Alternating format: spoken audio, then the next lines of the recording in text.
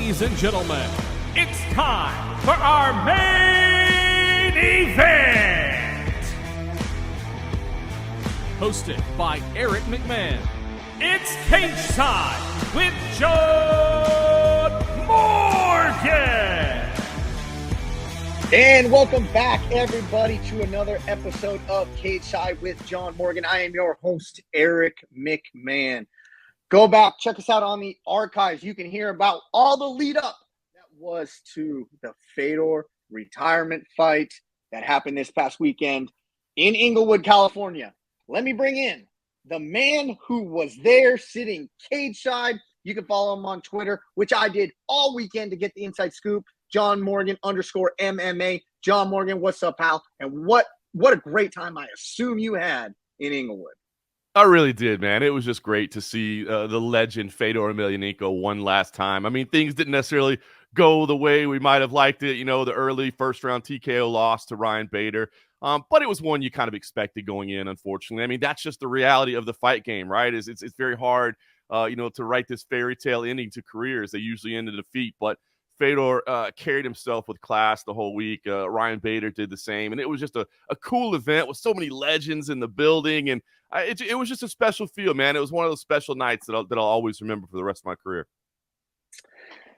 There was a magnitude around this that I haven't felt for a long time, but it was different, right? It wasn't the magnitude of like, this is an amazing fight you have to see there. Conor McGregor is fighting XYZ. There's, all that magnitude there. This was magnitude for a different reason.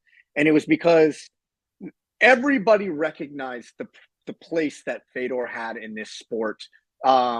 And Ryan Bader said it so eloquently after the fight is he put this sport on his back for a number of years, which I agree with. And so much that I've never seen an intro walk where you literally saw everybody in the building recording it on their phones. And it was unbelievable. As it was happening, you had the Asian woman voiced over the Fedor, which was awesome. I made my wife, who could care less about any of this stuff. I said, you have to get in here and watch this walk in because of the magnitude that it even meant to me. And I don't know Fedor, never met the guy, but it had impact on me. It really did, and you nailed it so well. I mean, as far as what was on the line, I mean, yes, the Bellator heavyweight title is on the line, and that is a respected title, but we knew that Fedor was going to walk away either way, win or lose, so you weren't really thinking so much about the belt. It was really just that last fight, and that moment that you described perfectly was something I was one of the only people that didn't record it on my phone, just because I was like, you know what? There's going to be high-res video of this stuff out there anywhere if I ever want it. I just want to soak in this moment right now. And it was so cool because you're right. Everybody was on their feet. Everybody had their phones out recording it. And all of us were kind of looking around each other. The media section, of course. We had some VIPs in front of us. And everybody just kind of looking at each other like, wow, there he is. One last time. The legend, Fedor Emelianenko.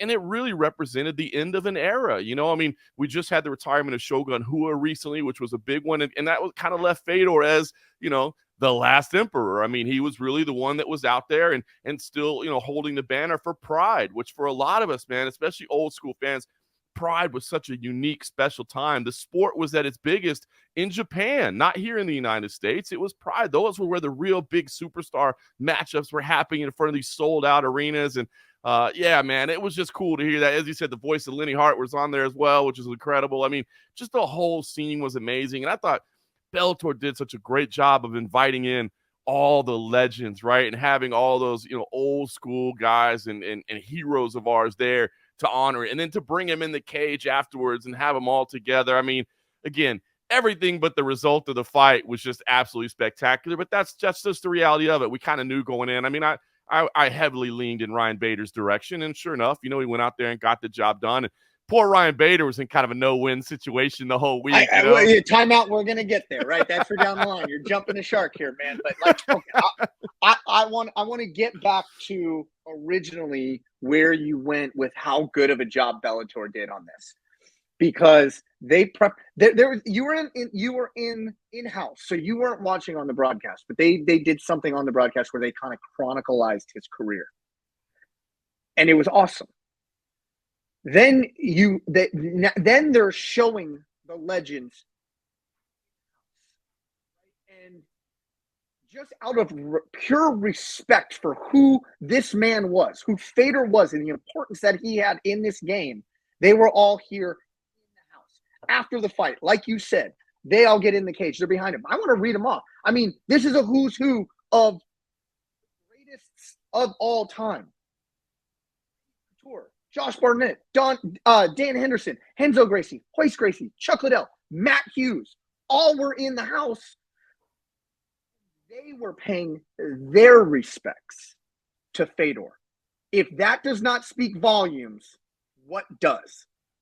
Absolutely. And the way that it came together as well, because, Scott Coker said originally they were all just kind of reaching out and saying, hey, I'd really like to be in the building that night. It would mean something to me. And then that's when, it wasn't that Scott Coker conceptualized this from the beginning and was like, we should really get these legends. No, these legends were reaching out saying, we got to be there. Can you hold a spot for us so that we can be in the building? Because we, as you said, want to pay our respects. We want to be there to witness Fedor Emelianenko's last fight and show him what he means to us. And then, at that point, Bellator said, you know what, let's not just have him in the building. Let's make a ceremony out of it. So they kind of took the baton and stepped it up to the next level. But that just goes to show you, it's not like they had to manufacture that respect or manufacture that opportunity. The opportunity was there and they seized it. And it just goes to show you how much respect. I know that there's still an argument, and it depends on, I think, on when you kind of came into the sport and when you started watching the sport about whether you call Fedor Emelianenko the greatest heavyweight of all time. Some newer fans won't because they didn't get to see that Pride era. But if you witnessed that Pride era live and saw Fedor Emelianenko at his peak, I just don't see how you can argue, man. The body of work that he put together is truly legendary. From the body of work, Fedor is the greatest of all time. I'm going to take exception to whether he really is or isn't. And this is going to go out on a limb. I think Joe Rogan may be the only one who ever agrees with me. I still think Cain Velasquez is the greatest of all time, right? Of the potential that he had. Injuries derailed his career short. But like when Cain Velasquez was Cain Velasquez, he was unstoppable. I don't want to get up on that tangent. We can have that for another day.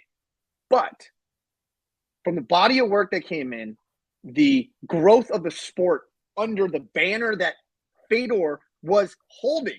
He was holding the MMA banner at the time. He was the baddest man on the planet at that time. And there are so many Fedor moments that will live in infamy. Most notably for me, the Kevin Randleman slam. When he gets slammed on his head, any other human's neck would have been broken. They would have been paralyzed in that moment. But Fedor ate it. He ate the slam on the top of his dome, came back, and won that fight. It's truly one of the moments after moments like that in this man's career. That highlight right there is honestly, to me, one of the most iconic highlights in all of mixed martial arts history. I mean, it's just unbelievable. And the fact that it involves somebody like Fedor Emelianenko and somebody like Kevin Randleman just makes it even better, takes it even to another level. But yeah, now you talk about, battle with Crow Cobb, the battles with Nogueira, just the legendary career that he put together, seeing him come over to Affliction. That was such an amazing opportunity and time as well. And that's why I think is again, the body of work there is just undeniable. I know, we're not going to spend a bunch of time breaking it down, but I think that's the level that I use when I make those evaluations of greatest all time. Not necessarily where's the talent level, where's the skill. It's because all those things have to come together. The longevity has to be there. The title defenses have to be there. So I think it's a phenomenal argument to say Cain on his best day versus Fedor on his best day, who would win. And I think it's easy to say Cain, but that to me isn't where the argument lies. It's the body of work, and the body of work's incredible. I agree 100%. And that's why I always say disclaimer, Cain Velasquez, but it's Fedor. That's why I literally I preference that all the time. Listen, Fedor won the week. He won the week. He won the night. He didn't win the fight. It was understandable. Nobody gave Fedor a chance in this. And it was kind of weird sitting in my seat. I'm an Arizona State guy. I went to Arizona State University. I am a Sun Devil through and through. Ryan Bader, Arizona State wrestler, All-American. I root for Ryan Bader every time he fights. This is the first time probably in the history of my life I wanted a fellow Sun Devil to get knocked the F out. That's what Fedor does to us. That's amazing. That is absolutely. But it's funny. I mean, I talked to Ryan Bader about it both before the fight and after the fight, and Ryan fully understood the situation. He knew the assignment. He said, look, I get it. he's like, ain't nobody cheering for me right now. And he's like, if I wasn't in the fight, I wouldn't be cheering for me either. I'd be cheering for Fedor Emelianenko because we all want to see that guy win. I want to see these legends go out on top. But he said, look, I'm just going to have to go in there and play the role of spoiler. You know, I've got a job to do here, and this is my career. And look, I'm a fan. I mean, he said it all week long. I'm a fan of this guy, Fedor Emelianenko, and admitted afterwards. He was like, look, I felt a lot of pressure because I felt like I was in kind of a no-win situation here. You know, I went out and knocked him out in 35 seconds last time. If I don't dominate him again, you know, what happens? And he's like, look, Fedor swings hard. Those right hands are still coming at you. If they land, you know, they could put you out. So he admitted, look, this was a tough situation, and but handled it with class the whole way through. And I have a lot of respect for him. I mean, immediately got up and paid his respects in the cage afterwards as well. And man, it was just so cool. If Fedor Emelianenko, it was so cool to hear him, you know, asking how he wants to be remembered and what he wants people to know about him. And he said, you know, first of all, I want people to know me as a Christian. Second of all, I want people to respect me as an athlete. And third, I want people to know that I got it done without talking trash about anybody, without putting anybody down. I got it done just through my accomplishments, my efforts in the cage. And I want people to recognize that. And it's like, man, that's why you're a legend. You know, never once had to put anybody else down to build yourself up. I don't know who said this, but it resonated with me. As they said, the time that in the infancy days of MMA, or the infancies of the rise of MMA, shall I say, it was a time of big guys, tattooed, larger than life attitudes, right? And maybe not the dedication to the sport, just these tough wrestler dudes who, you know, had the bravado to go along with it. And that was everything that Fedor was not. He never talked trash, like you said, not tattooed up. He's not having this aura of I'm the toughest guy in the world, you know, don't step to me attitude, which a lot of people did back in that day. And then even in the cage, he's not showy at all. Even when he won, it took one raise of his fist. All he did, time and time again. And then now, as the sport has evolved to a showmanship sport, for everything that we don't love in fighters now, we need the showmanship. If you don't show us anything, then we can't really get behind you. That's exactly the reason that we still love Fedor, because he's like that. He transcends all of this. And we can just say he did it all with a dad bod, right? I mean, come on. For all of us.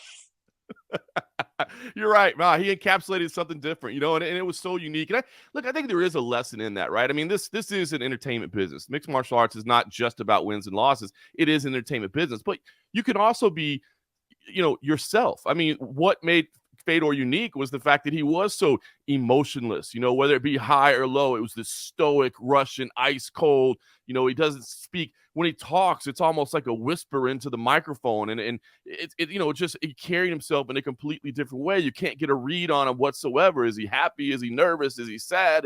You don't know. And that was a uniqueness into itself. Had he tried to come out and start talking trash and selling fights, it just wouldn't have been him, and we wouldn't have bought it. You know what I mean? And I don't think people would have the respect they did for him. So he did it his way, man. He did it his way. And luckily, it sounds like he's still going to be around the sport. I mean, because he is that legendary figure that it would be a shame for him to just go away. He's going to focus on, you know, helping to train his team and bring up kind of the next generation of Russian superstars. And Scott Coker said, hey, we'll probably work out something with him too, to be kind of a brand ambassador for the Bellator organization as well. So hopefully we still see Fedor around, because he's one of the most unique figures in mixed martial arts history. He has great sweaters. Yes, he does. Yeah, I mean, I love the Fedor bobblehead. He's got the sweater on with the MMA gloves. It's like, you know, it's awesome. If you can listen, if you can get your hands on one of those for me, please do so. Like, I need one for my wall.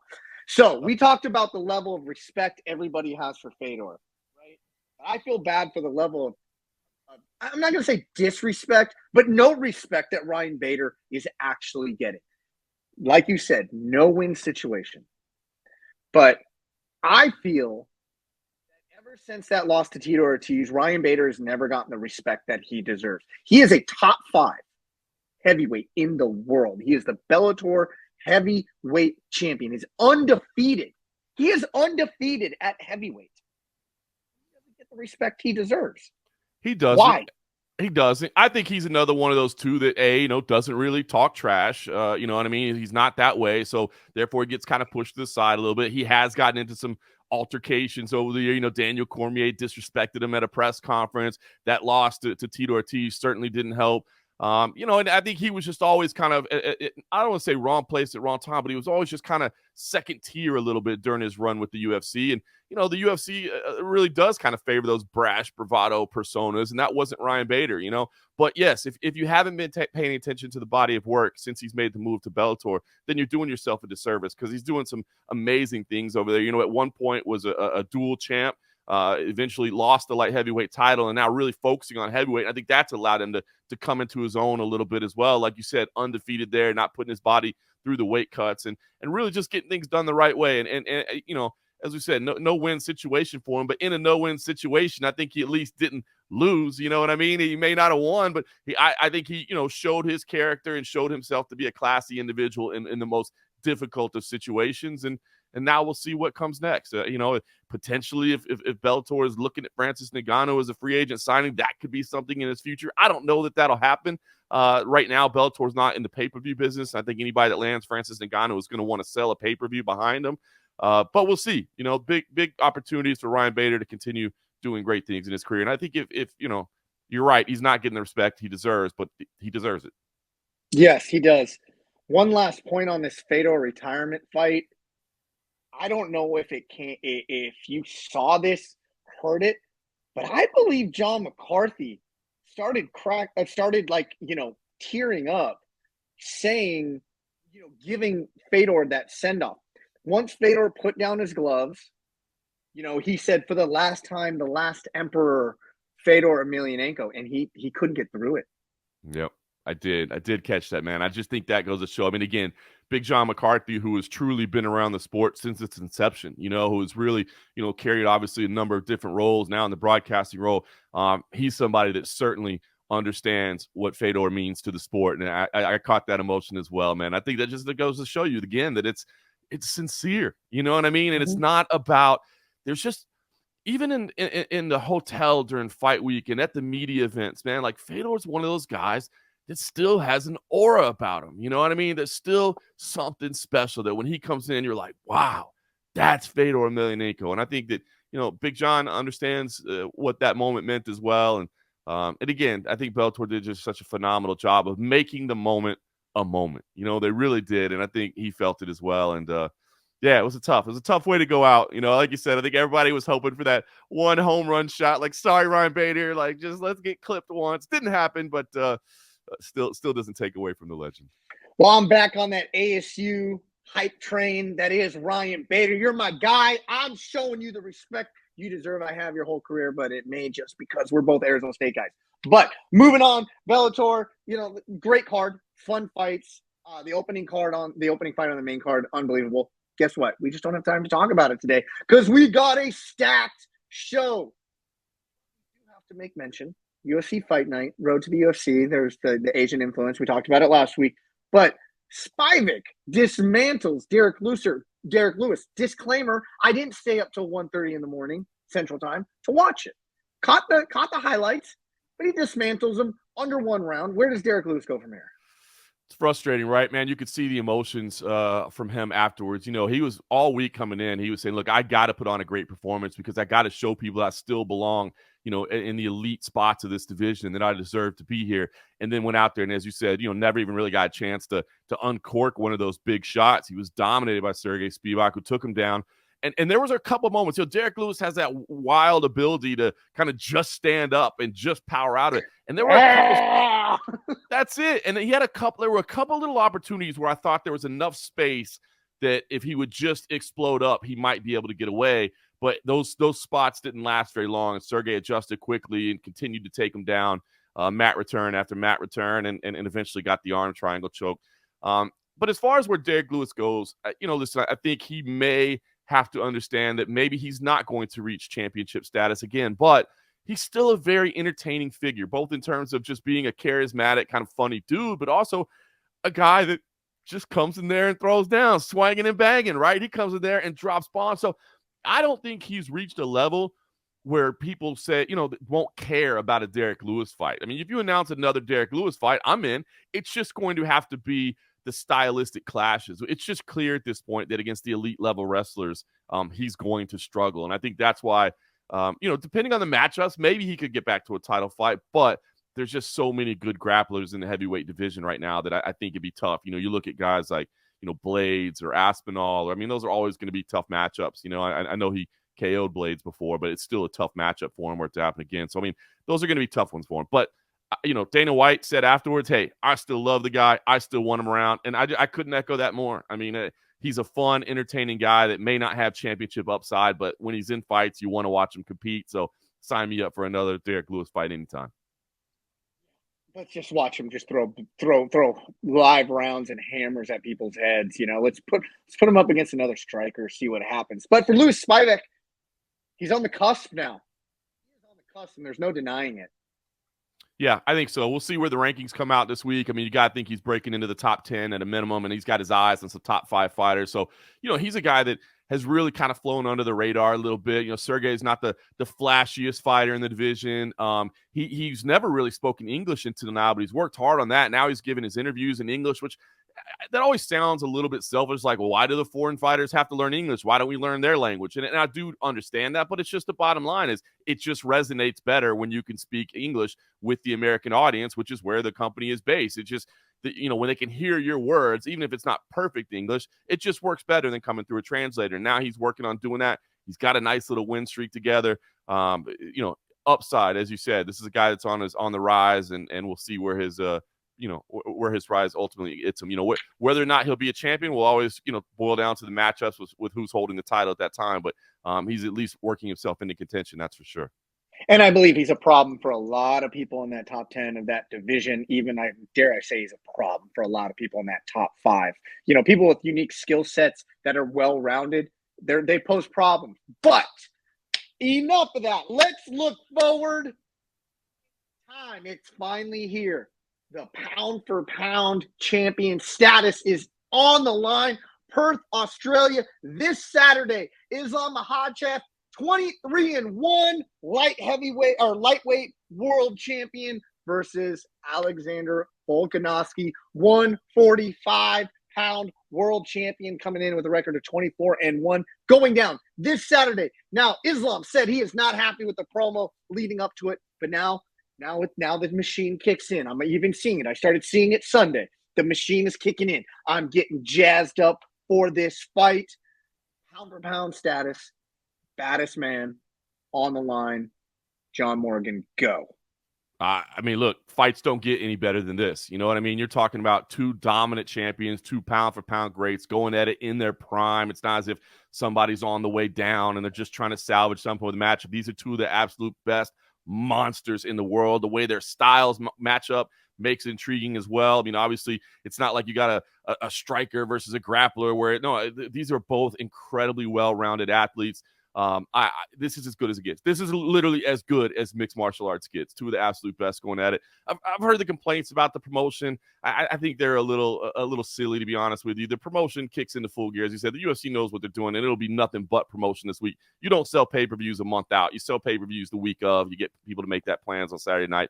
But yes, I cannot wait to watch this fight. I didn't make the journey down to Perth. That is a long trip, and so I'm happy to be watching it from the comfort of my own office. But you can bet, I mean, I'm as excited about anything on the schedule right now. This is as good as it gets. And man, I mean, it's so weird because you look at Islam and you're like, well, no, he's the bigger guy, But then you think, well, how am I picking against Volkanovski, who doesn't lose to anybody? Oh, okay, hold on. Time out. Jumping the shark again, Mr. Morgan. You're just so damn educated in this sport, you just start rattling off before we're even there. So, listen, my run sheet today, breaking it down. I said, I put bold, break it down. Striking advantage. I want to hear, let's strictly talk striking.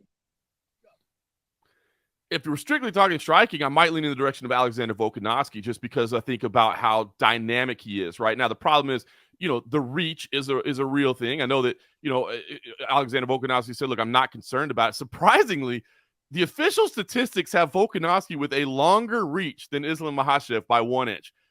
I don't know if that's a misprint. I don't know who made that measurement. There's creative measuring. Have you ever seen the way they do these? Like one guy is just out front, the other guy slightly turns his body to make it 2 inches longer. You know what I'm saying? I've seen these, seen the way these happen.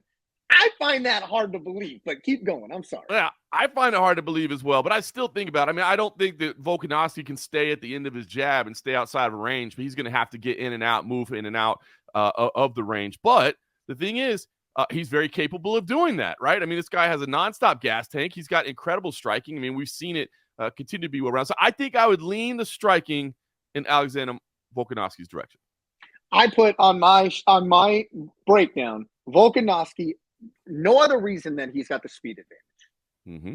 He's got the speed advantage. If we looked at it, he made Max Holloway look slow. He made Brian Ortega look slow. He's made every single person. Chad Mendes look slow. He was on par speed with Jose Aldo Jr. Agreed. This guy is lightning fast, and he packs massive power in those hands. Not to mention, he has supreme confidence in this striking. That goes a long way. He's not going to be scared of these exchanges. In fact, I believe he's going to invite the more exchanges in the stand-up. And for no other reason than that, I'm putting Volkanovski with the speed advantage. What is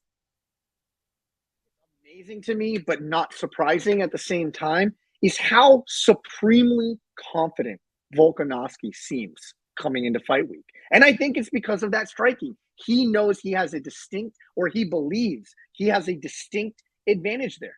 Truth be told, I think he's got an advantage, not necessarily a distinct advantage, but he's definitely got an advantage there. Let me tell you about and I think this speaks to the speed. If you look at the statistics, right? Strikes landed per minute, significant strikes landed per minute over the course of a UFC career.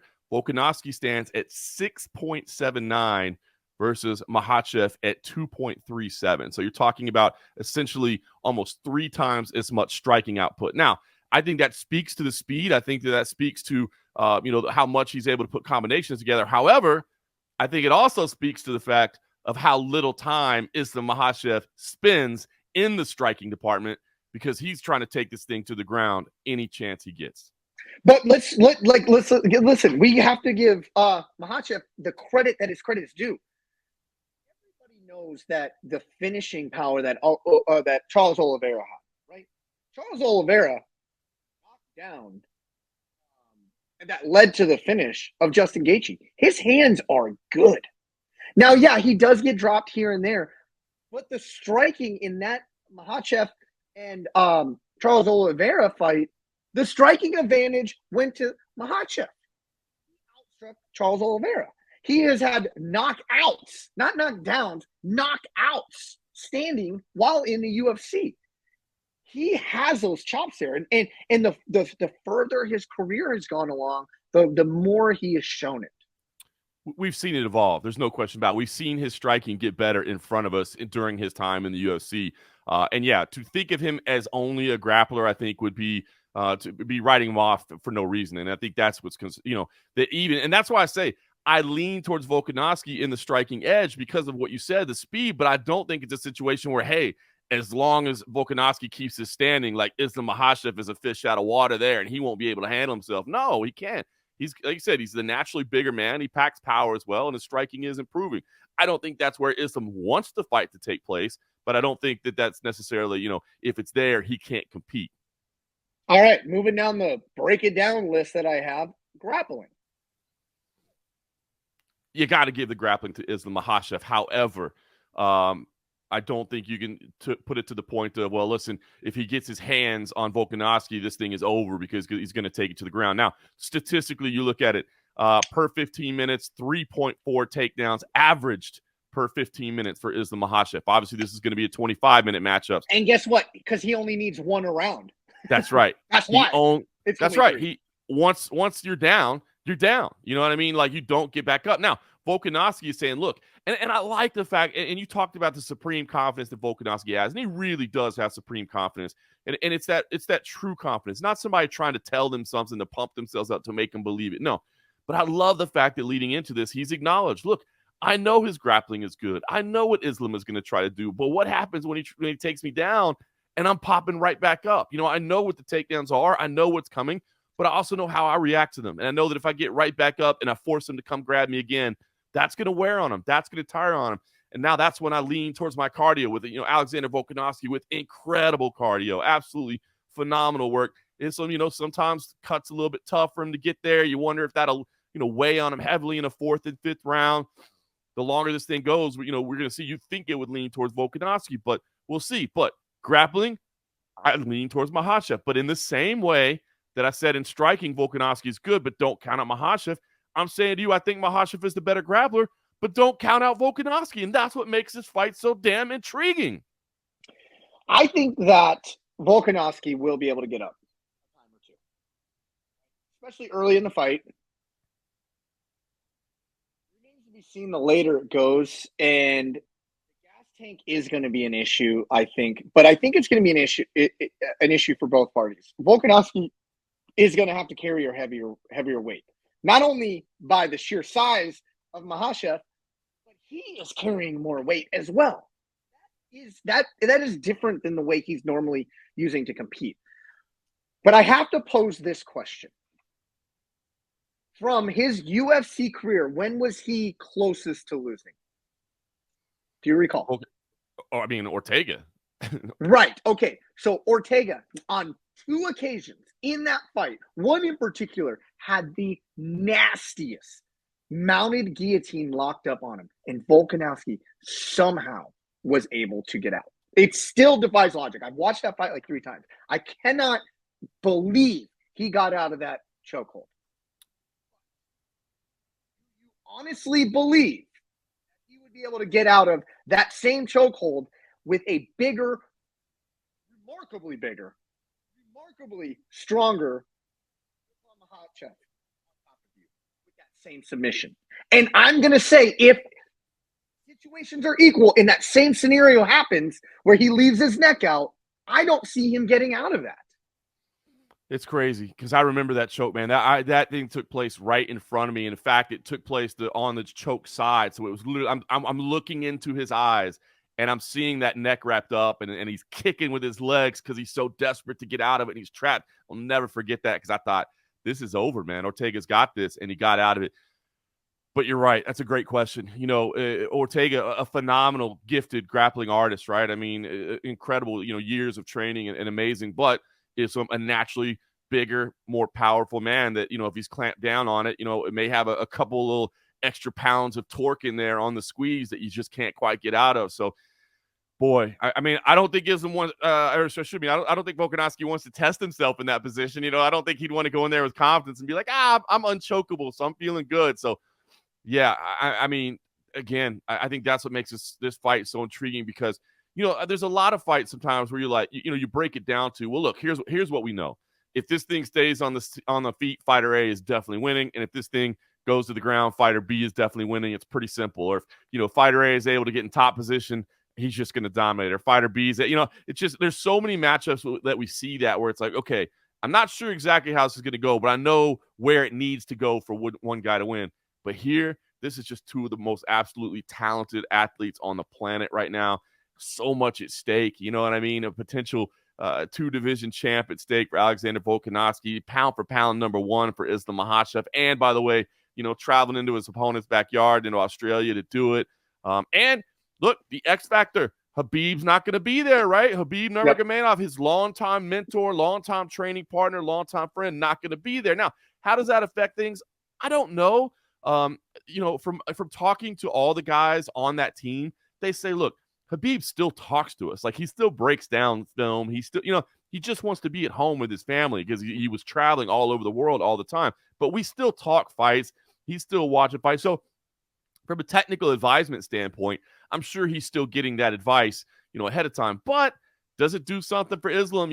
When you've got, the undefeated, 29-0 Khabib Nurmagomedov in your corner, I mean, that, all week long, that brings a little confidence to you. Somebody that's been there, that's done that can walk you through these situations, that can keep your nerves calm, that can have, your mentality on point at all times. He's not going to have that this week. So does that change anything? I don't know. I mean, that's just another layer of intrigue. When I break down fights, most people go striking and grappling. I add a third component to that, which to me personally, I think is the most important when looking at a fight. The transitions and the scrambles, and I kind of group them into one category. So we have not a clear, but we have both of us agree there's an advantage for Volkanovski on the feet. We both agree that there is a maybe marginally bigger advantage for Islam in the grappling department, which leads us to, which I believe in this fight is going to be the most important segment of this fight, is the scrambling and or transition portion of this fight. Because to me, it's usually it's make or break where these fights go in those positions. So where do you come out on the transitions / scrambles in this fight? Because this is an interesting topic.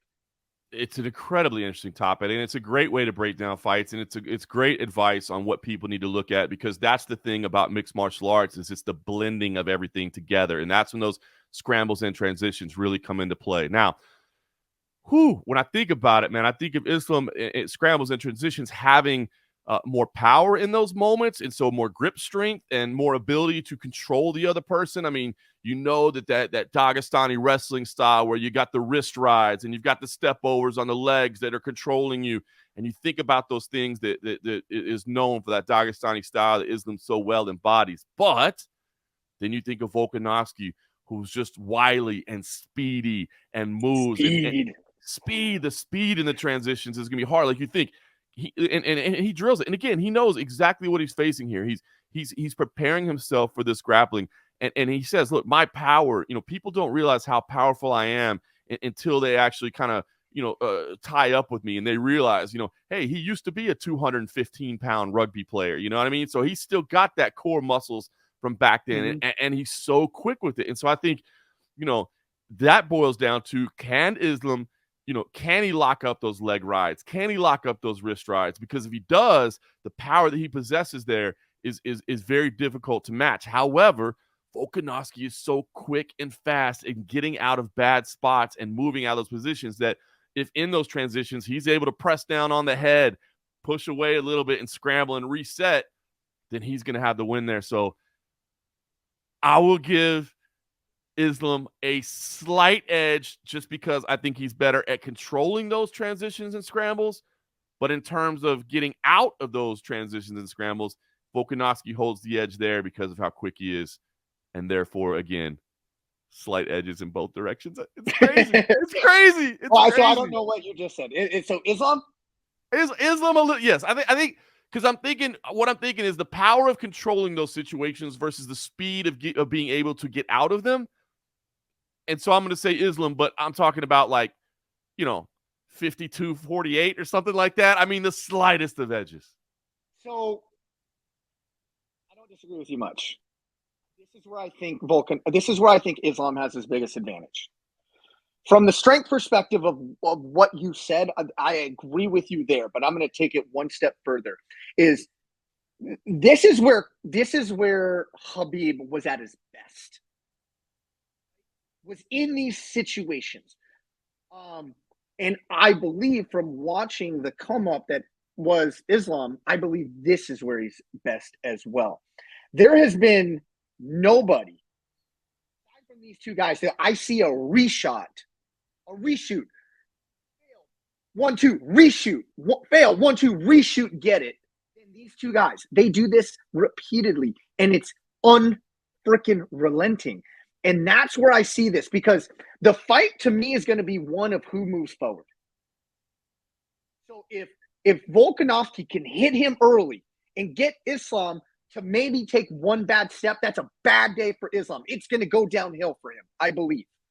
But if he can eat a shot and come in and put Volkanovski on his back foot, then that shot, reshot, 1-2, reshot is going to come, and it's going to repeatedly and repeating. And a guy, we say, I believe Islam can do that for 5 rounds.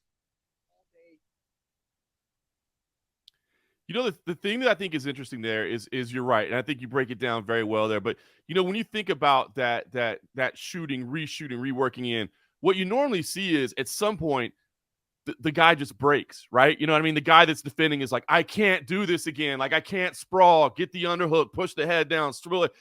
I just can't. You could see it on their face. I mean, you've been in the cage with these athletes. I've called, thousands of fights. You see the moment in their face where it breaks and they just go, I can't. And they just accept the takedown almost because they're like, I can't do this anymore. If there's one guy that's never going to break physically or mentally, it's Alexander Volkanovski. He'll just, let me technique again. Sprawl, undershoot, spin off. Let's do this again. Oh, you got in. He's never going to get tired, and he's never going to get mentally broken. So I think you're spot on with your assessment, but that's why I just say, even if it's his best spot, which I think you're right, even if that's Islam's best moments, I think Volkanovski is just that perfect guy to address it, both mentally and physically. And I don't disagree with you there. I just see that's where his best advantage is because, I think that when this gets into let's call it 3+, round 3 or plus, then it's going to get a point to either one person is going to start sliding and the other is going to start gaining. And I just truly feel, and this is where I assess this fight at, is that this shoot, reshoot, being a Sambo world champion, a grappler at the highest level, this is where Islam is going to shine. And I think Volkanovski is going to have his moments, and he's going to put some danger into Islam. But over the war of attrition that I think this can be, even though a guy like Volkanovski with an unlimited gas tank, it eventually going to catch up at some point. I don't know when that is. And it might not be to a huge statistical advantage, but it's going to be to an advantage that could win it on the cards for Islam. Yeah. And that's just where I see whoever takes that first back step, it goes downhill. And it goes downhill. And if that's a rinse and repeat scenario in this fight, one person pushing forward, one person trying to counter and scramble all the time, then the person pushing forward is going to win. Yeah, I think it's such a great breakdown. But I think because I lean the same as you, right? Like I'm picking Islam Makahachev in this fight, right? But I think it's so important to lay out the many opportunities that Volkanovski has and the respect that we have for his abilities, because I think it's very easy to be like, wait a minute, they're both pound for pound greats, they're both incredible, but one dude is 10 pounds smaller and he's moving up, so I got to take the bigger guy. That's just a lazy breakdown of what you're and it's not what you're going to see here. And so I think that's what I hate about saying that I'm favoring Islam Makhachev, is because I think on the surface you just go, oh, well, you're writing off Volkanovski, and I'm not. I'm so intrigued by this fight. I'm so intrigued because I think Volkanovski has all the right mental and physical tools to address the advantages that Islam has. It's just still a very tall order as well, and that's why this is so fun. That's why we're saying this is mixed martial arts at its finest. Two of the absolute best in the planet. Their styles are matched up perfectly. You know, they've got nations behind them fighting each other. It's unbelievable. This is as good as MMA gets. And so we didn't prep this before we did our pre-show little, talk about, but do we have a line on this fight? Because I forgot to look that up. I'm sure we do. Let's see what we got here. I will find it quickly. I will go to Best Fight Odds, which is a very phenomenal place to see a whole bunch of lines of all fights. And you got to be kidding me. Now I understand why. You're right.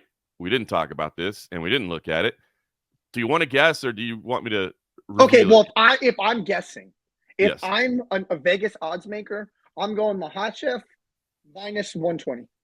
Oh, you're gonna be blown away with this. I'm looking at a line right here. Before you say it, what would you put it at? I would have it about the same, maybe minus 150. Maybe minus 150. It's Islam minus 390. Holy shit, I'm placing a bet on Volkanovski right now. If it's the same on my FanDuel account, I'm going to check. And now that's insanity to me. That's insanity.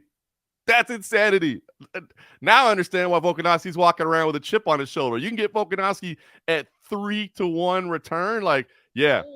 No. FanDuel minus 400. It's crazy. Volkanovski plus 285.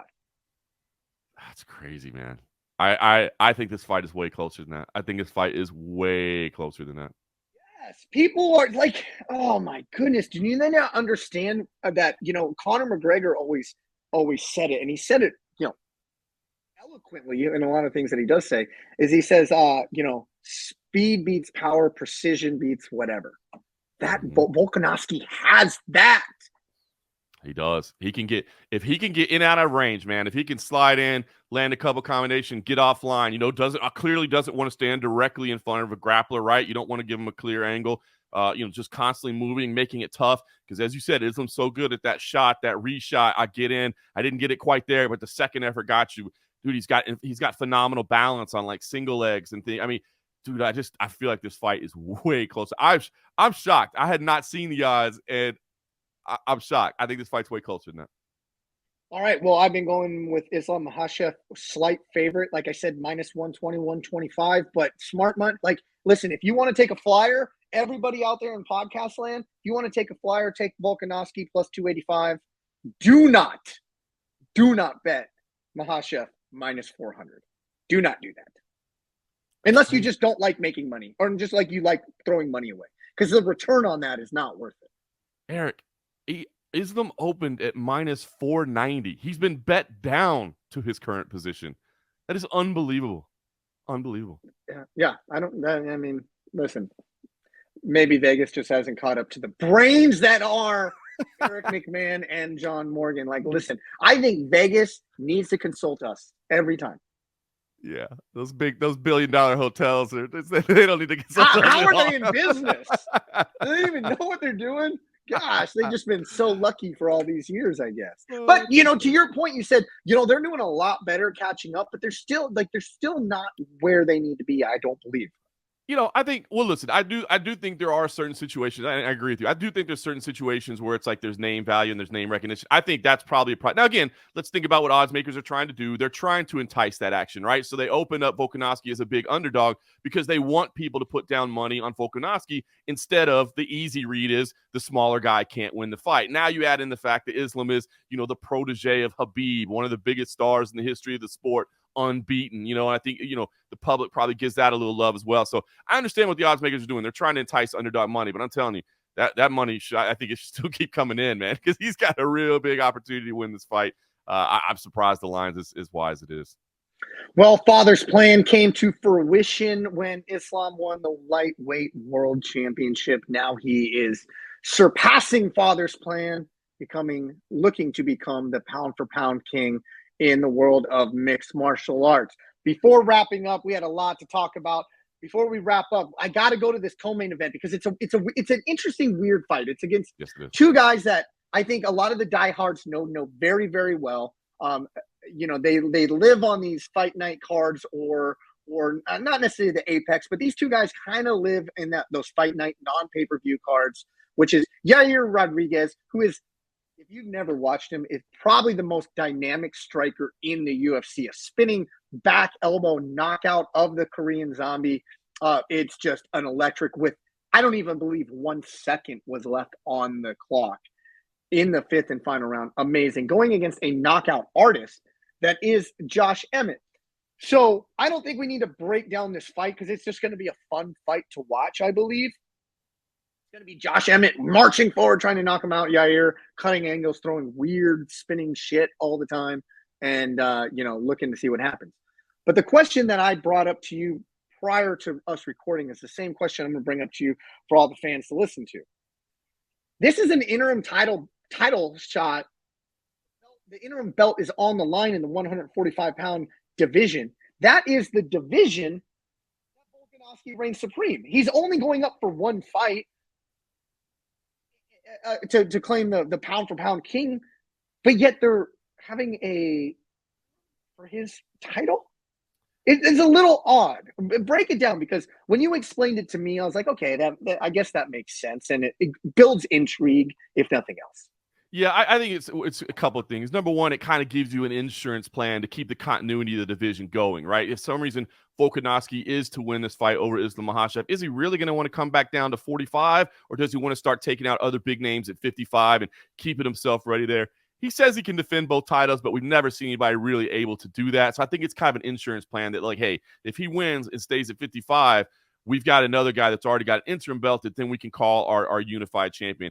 And at the end of the day, if Islam wins and Alex is going to go back down, then essentially what this is doing is it's a number one contender fight, because you had a couple of guys out there that were kind of at the top of the division. You remember we kind of had that featherweight round robin where we thought we were going to get some legitimate contenders, but then we had some injuries and some weird endings. And so you never really got that one clear guy that was like, hey, I'm definitely the number one contender. I'm challenging next. This is an opportunity to do that. And it never hurts to put another belt on the poster. You know what I mean? People like championship fights. They know that, hey, that kind of steps up the game a little bit. Hey, we got a pay-per-view. Not only do we have the 2 pound for pounds, but we've got another title fight on there as well. So in some ways, I think you're right that it's not necessarily a real, needed interim title, because the division might not be slowing down at all. But I think more than anything, it's kind of just a backup plan to ensure that the continuity of the division, because if Volkanovski leaves, there's always something weird when a champion leaves and then you just pick two people and put them in a title fight, and people say, well, that's not the real champion. The real champion, was her. Here, at least they'd have an interim belt to start with, and then you'd go with unified. So I think that's the UFC's thinking. And the more you talk about it, the more I'm just going to say, I basically work in a marketing department, right? It's marketing 101. Okay, listen, Volkanovski loses, he's coming down. It makes this new 45-pound title fight interesting. It's champion versus champion, because it's the unification fight, right? Right, and because let's be honest. There's been a lot of other divisions that have taken a lot more precedent over the last maybe couple years. Since Conor McGregor left that division, it hasn't gotten the shine. So you haven't built aside from maybe the diehards, you haven't built the resumes publicly of a Yair Rodriguez or a Josh Emmett. This is doing that all at the same time and saying, okay, now he's a champion, and Volk loses, he comes down championship for champion. It gives these guys the credibility they need to then make that next fight. You nailed it right there. Volkanovski doesn't win. Yeah, you nailed it right there. Because like you said, we remember that, they had a couple of fights last year that looked like they were going to be number one contender fights. And then, you had a couple of fights that like ended via freak injury. And you're like, well, nobody really took a step forward out of that, So this is an opportunity, as you said, to kind of move one guy to the forefront. So I think you hit the nail on the head. Yep. Okay. In other news, before we wrap up, Sean O'Malley says, strap the rocket ship to my back. I'm the new superstar of the UFC, and you need to treat me that way. It looks like the UFC heard him loud and clear, signs a new 8-fight contract, to which Sean O'Malley says, I am happy I earned the number on that contract. We don't know what it is yet, but I can assume it is big.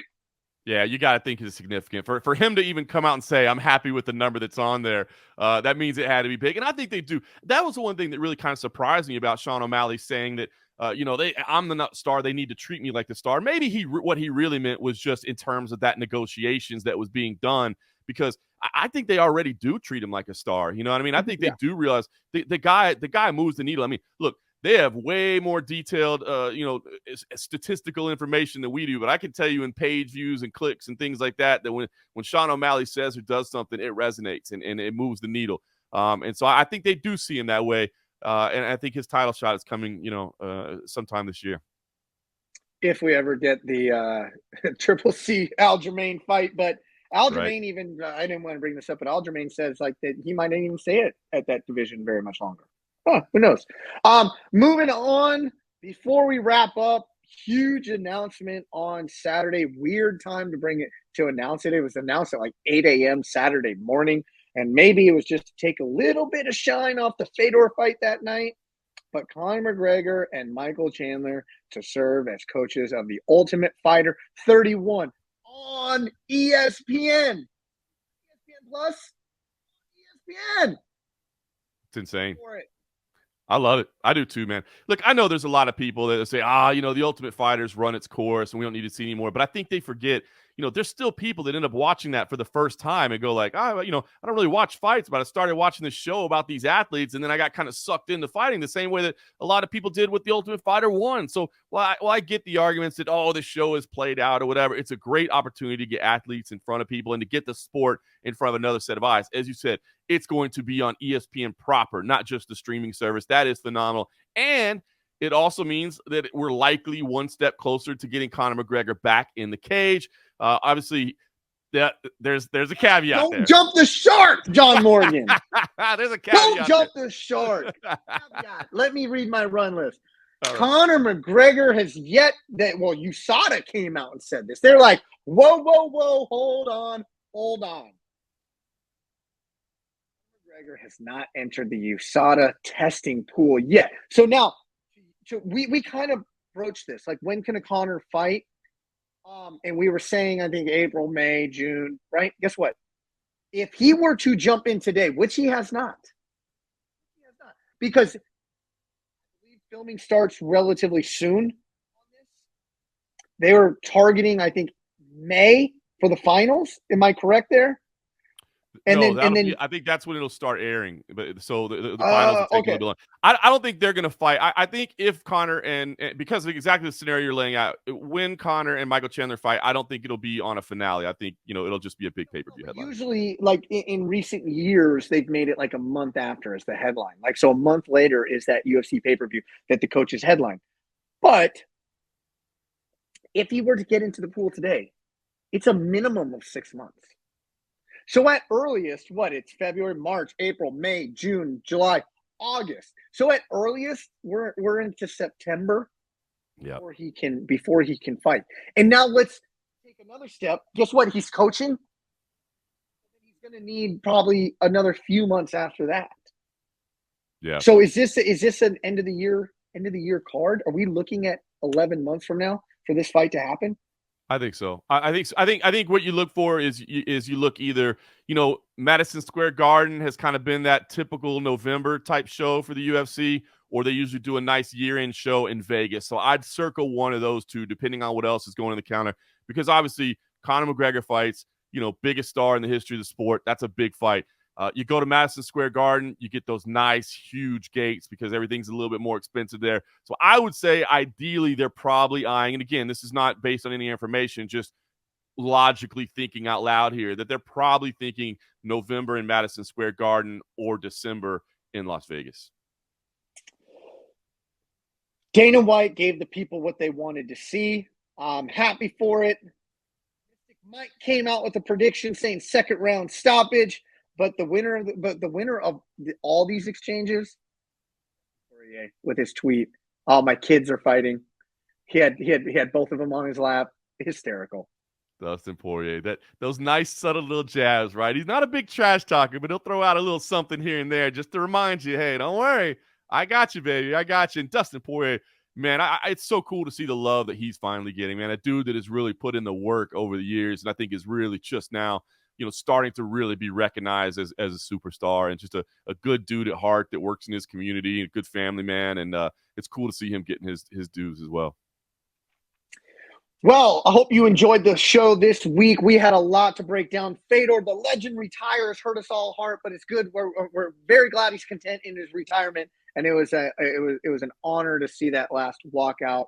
The disrespect Ryan Bader still gets. UFC this weekend, 284, Perth, Australia. Cannot wait for the pound-for-pound king is on the line.